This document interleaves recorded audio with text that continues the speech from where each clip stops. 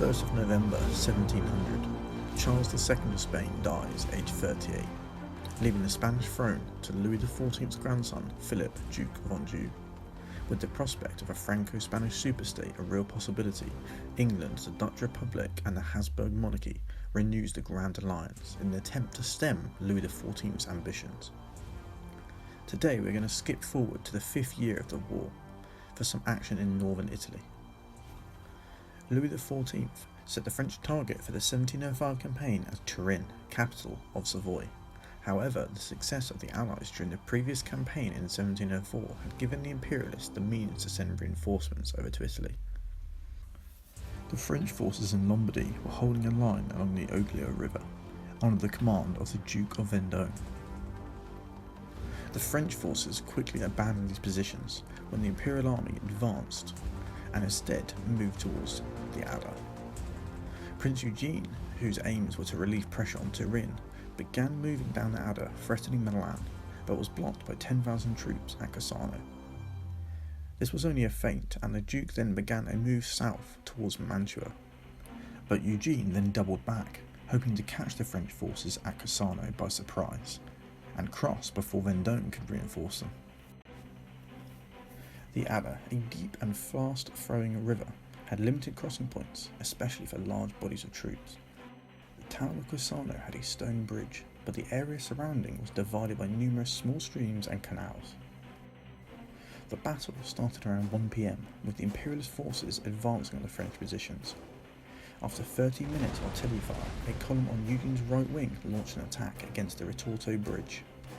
This assault initially caused the French cavalry defending it to withdraw, but the French counterattacked and recaptured this position.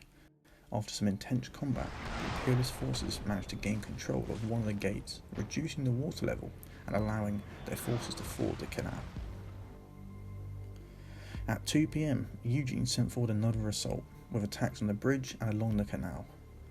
This attack was a disaster, as the troops crossing the canal had to attack with a cold steel after their ammunition was soaked. Meanwhile, on the bridge, the columns of Imperialist infantry came under torrential fire and fell back. Prince Eugene then ordered a third attack, which landed some initial success, routing a formation of French dragoons.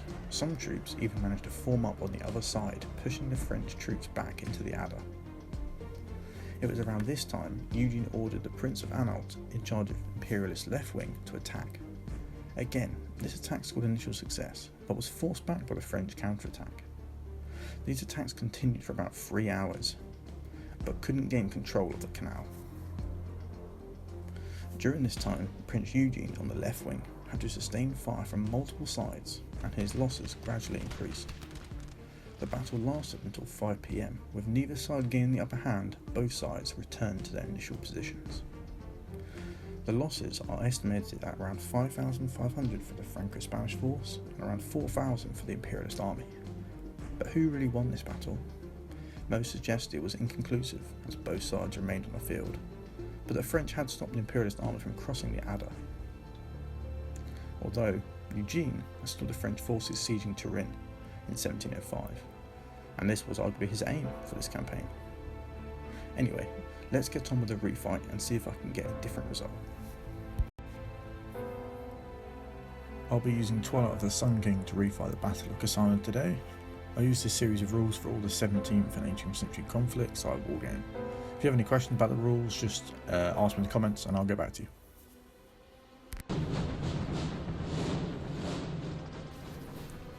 At around 1 PM, the Imperialist army begins their advance on the French position.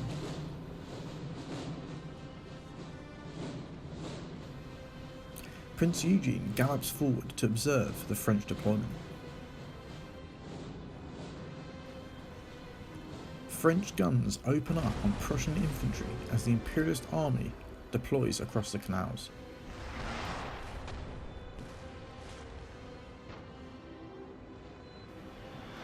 At around 2 o'clock on the French left flank, Austrian infantry attempt to cross the bridge, held by French cavalry. Praslin, commanding the French left, orders around 2,000 infantry to support in its defence.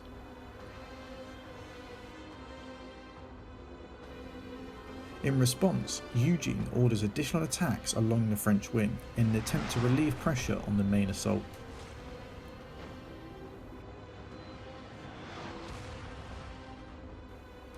The Austrian infantry finally push across the bridge, forcing the French horse to retire. The French infantry attempt a counter-attack, but the determined Austrian infantry hold their ground.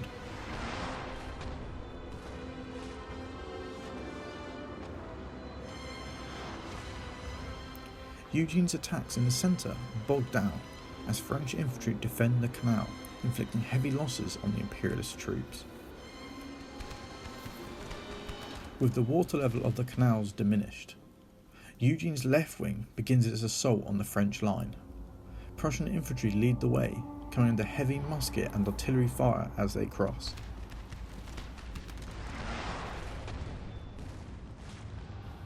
This combined firepower proves too much for the Prussians as they rout from the field. On the extreme right wing of the French line, Prussian and Austrian cavalry attempt to cross the canal. Vendôme in response sends forward 2,000 cavalry of his own to meet them.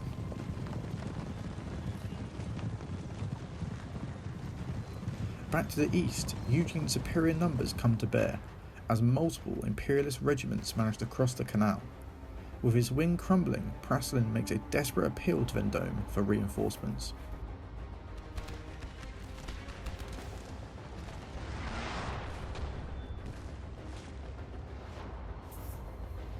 With the French marshal's wing holding firm, he sends 1,500 infantry from his second line and 1,000 Spanish cavalry over to the left. He also sends for the infantry stationed in Cassano.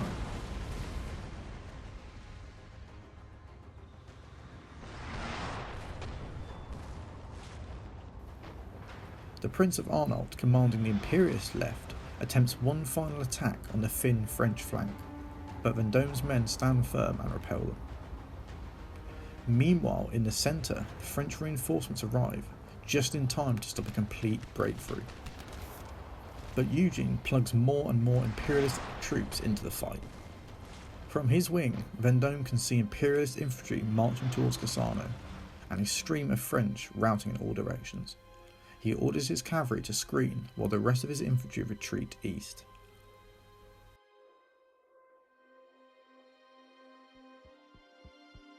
The rout of the French left wing results in the capture of around 1,200 men and all of the French guns.